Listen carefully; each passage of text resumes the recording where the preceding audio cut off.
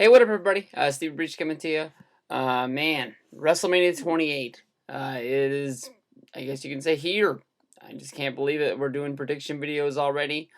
I can remember buying these tickets back in July, right around the time, I believe it was right after Money in the Bank. I can remember trying to buy the package online, um, trying to wake up Miguel, and talking to Ravi on the phone, talking to Billy Paz while eating a Subway sandwich. It was one of those barbecue pulled pork sandwiches I wanted to buy mostly because of watching the commercials on Monday Night Raw 1,000 times over and over, but it is finally here. There were times I thought it would never get here, and we're flying out.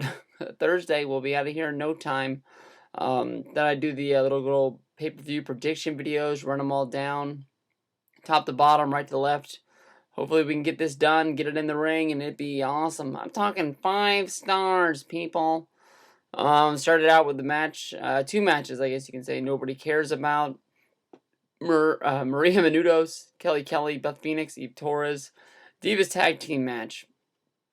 Maria is supposed to be the, I guess you can say, celebrity. If you're not counting The Rock as a celebrity, I've always counted The Rock as a wrestler. But the person that's supposed to be bringing people in from the outside to making people watch this. I think this is a huge step down from Shaquille O'Neal or Snooki from last year. I don't know who this chick is. I know she's on Extra because people have been talking about it, but she's not making anybody I know want to watch this show. Nobody's coming to me and talking about Maria Menounos being at WrestleMania last year.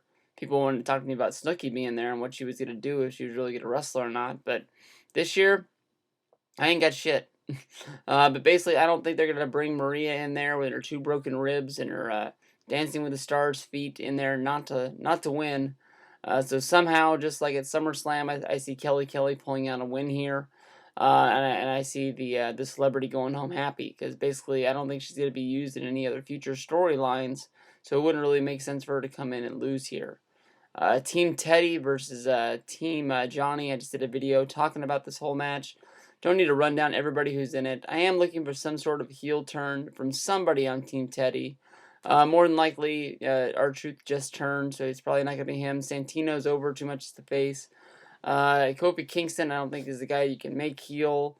Zack Ryder's a possibility. Great Khali, no way in hell. Booker T, he's just an announcer pretty much, so I'm not sure, but I don't know. It'd be a pretty sexy storyline if Zack Ryder was convinced to turn heel by Eve Torres or something like that to go with Johnny. He's on that leash. He'll do whatever Eve says.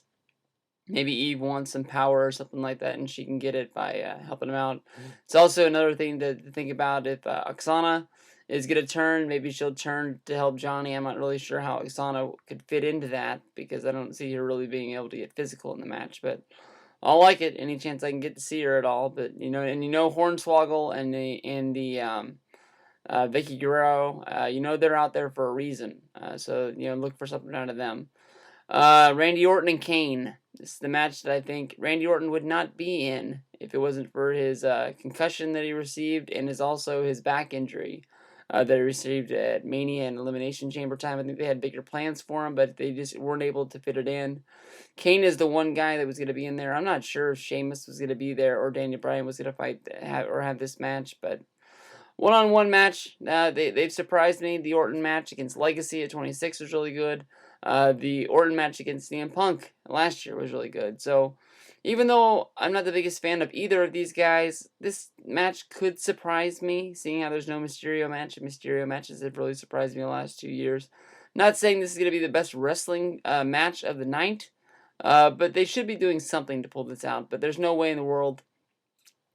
Orton hasn't lost since 25. Orton's the face of SmackDown, one of the biggest faces of the company. I don't see them having him lose at WrestleMania, and just not that night. So I'll pick Orton to win. Cody Rhodes versus the Big Show for the Intercontinental Championship in the world. Big Show is your Andre the Giant kind of guy. That he doesn't need a championship. I was really surprised to hear the fact that he hadn't won the championship in 10 years when he won it.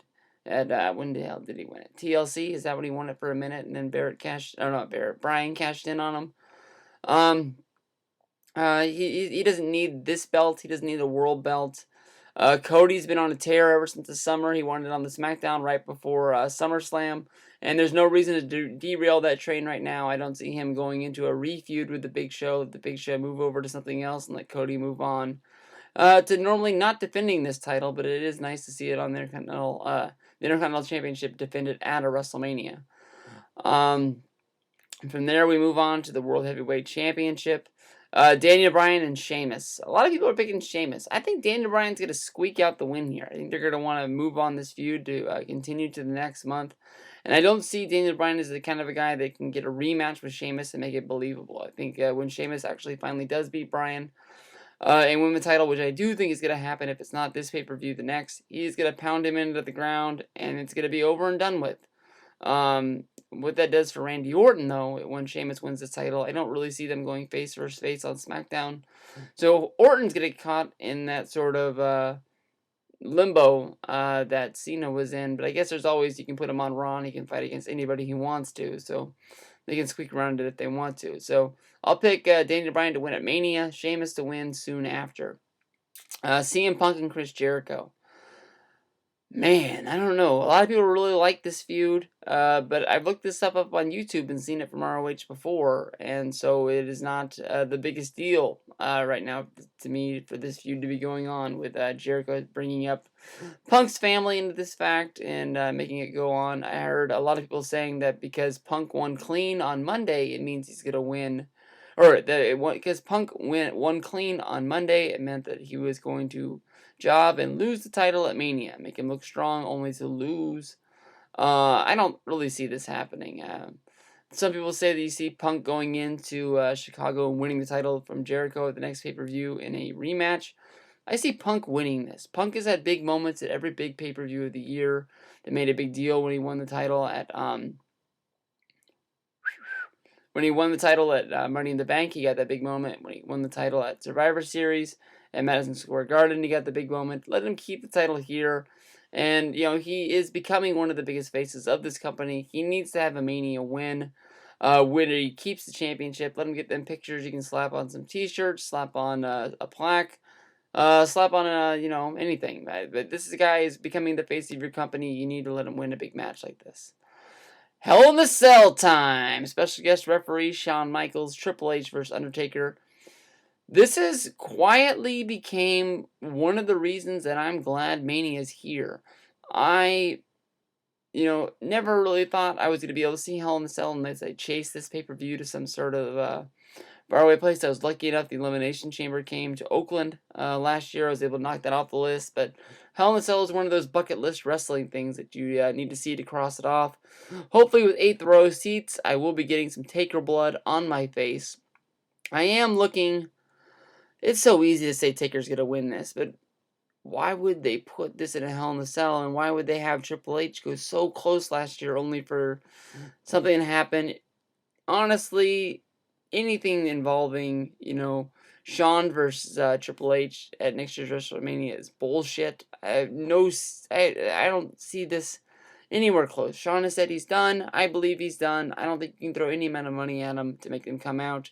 Could he be involved in the finish? Yes, but does this mean they're going to fight next year at WrestleMania? No. Triple H, in my heart of heart, is going to kick the shit out of the Taker. The Taker, yes. And I see him winning this match. I know a lot of people say he doesn't need this milestone, but I think the Triple H character inside the Hell in a Cell will go to any depth to make sure he wins this. I do not see him losing. For the people out there that say the Hell in a Cell is Undertaker's match, just check it out, man. The guy's lost as many as he's won. You can say that he gets in these matches and he owns them and destroys these guys, but, he does lose Hell in a Cell matches, and I believe this will be the one that he does lose. Hopefully Triple H does kill him. Hopefully he does leave on a stretcher, but hopefully he does not come back. That is just me being a Triple H fan. Nothing bad against Taker. Not that I want his career to be done, but you have to end it somehow, and this could be it. The Rock versus John Cena is the big one. It's what they've been talking about for a year. And for a year, I've been telling you, Cena's going to win this match. It is all about passing the torch. I don't care about 29. I don't care about 30. This match is once in a lifetime. Break that down. Once in a lifetime. Not once this year and once next year. Not once this year and once at SummerSlam. It's over. It's done with. You don't need a sequel. Rock is going to walk into that ring. He's going to get a big, huge announcement. He's going to get a big deal. Everybody in the crowd's going to go crazy. He's going to lay down. He's going to tap out for John Cena. And it's going to be over. PG era gets its little big win over the Attitude Era. And you can look at it in the history book, just like John Cena will come back in 10 years and put over Dean Ambrose. I don't know who the hell there is out there. He will put over the face of the next generation.